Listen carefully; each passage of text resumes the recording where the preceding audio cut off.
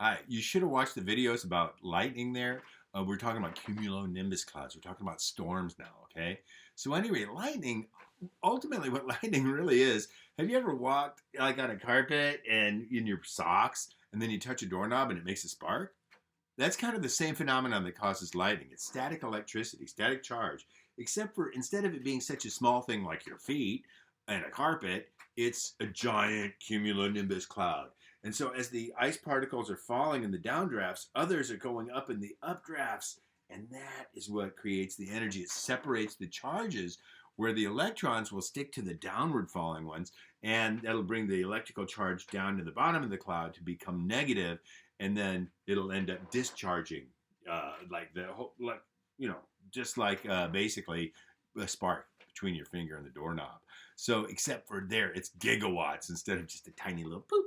Okay, so anyway, that's lightning, and thunder is, of course, when the lightning superheats the air to 10,000 degrees. When it goes through it, that makes the air expand rapidly, and that is what creates the thunder. That rapid expansion makes a shock wave in the air that you hear as the shock wave sort of bounces around between the clouds and the earth and that kind of stuff, that rolling thunder. I don't know about you. Some people are scared of thunder. I know my dog is totally scared of thunder. He hates it.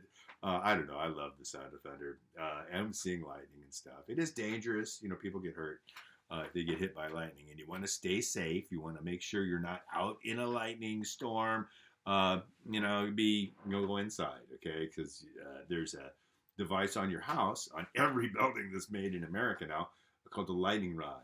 And what it does basically is it gives the lightning a path to follow to the ground. Instead of, hitting the house itself, it'll hit the rod and it'll flow through there. So anyway, that's lightning. Now what we're going to get into is another phenomenon that's of extreme weather called tornadoes. Now, tornadoes don't happen very often in the Pacific Northwest. Occasionally they'll happen, but they're always really small ones. This tornado, they happen in the United States a lot, more than anywhere else in the world, but not around here. They're more like we'll get into that in just a second. So anyway, tornadoes is the next subject we got going. Okay, tornadoes. Tornadoes, what they have here, this is called a vortex, or sometimes called a funnel cloud. And it's rapidly rotating and spinning around and of low pressure, so it'll pull air up into it. And this picture here, of course, is a tornado at night with lightning striking right next to it. That's kind of a pretty cool picture there. Now, what a tornado is, like I said, it's a vortex. And scientists study tornadoes, trying to understand how they're formed so they can better predict where they're going to form, because you could save lives in that case. Here they have this rotating fan to generate an air vortex, because they got to understand the physics of a tornado, what'll cause it to form and what'll cause it to dissipate. So a vortex forms within cumulonimbus clouds. Okay, we've already talked cumulonimbus clouds. And you get that rotation going and that updraft, and the air comes spiraling up into the cumulonimbus. Now, not all cumulonimbus, of course, are going to generate a vortex and generate a tornado. Vortex. Everybody say the word vortex. That's a good vocabulary word. The special type of cumulonimbus, they call it a supercell. I'm not going to make you write that down. Remember, if it's white, you need to write it down. If you didn't write down that last part, go back to this, rewind a little bit, and pause it. Write it down. Supercell, I'm not going to make you write that down. But what generates a supercell here is, well, I'll talk about what makes them happen in a minute. But they have this other feature called the wall cloud, and there's the vortex down here. And you have the amazing updrafts, and the air goes spiraling up. And here's a picture of a tornado from pretty close by. Here's a picture of the wall cloud, and you can see it's also a thunderstorm. It's just dumping. And a lot of times, tornadic supercells are what they're called. They'll also generate a lot of hail and other things, high winds and otherwise. Now, this area right here, this graphic, I should say, here's the United States. You probably can see this. The United States, and then the darker or the brighter blue, the more powerful the tornado, into different magnitude of tornadoes. And this is every tornado that happened in 56 years' time. And you can see that they are very much centered in this region of the United States. Now, over here in the Northwest, do they happen? Oh, there's a little dot. Oh, here's a couple in Oregon. Oh, look, there's one in Yakima.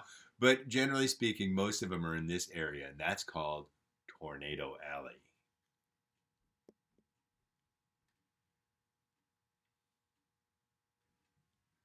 Okay, now Tornado Alley is a region in central United States that basically it's in the area that's central around Oklahoma, Texas, that kind of area, and up through the middle.